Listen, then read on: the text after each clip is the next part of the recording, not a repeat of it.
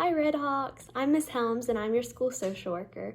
This is my first year at the Health Sciences Academy at Monroe Middle, and I'm excited to be joining this awesome team.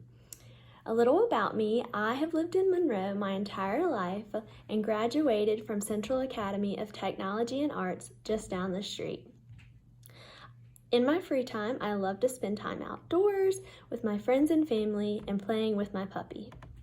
Another thing about me is that I am a two-time graduate from NC State University, where I earned both my bachelor and master's degrees in social work.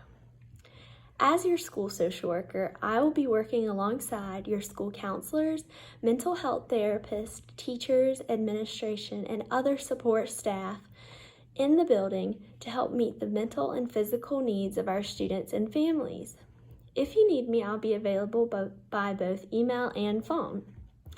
As you know, this school year is going to look very different than what we have seen in the past, but together we're going to make it a positive and successful experience, and I look forward to getting to know my Red Hawk family.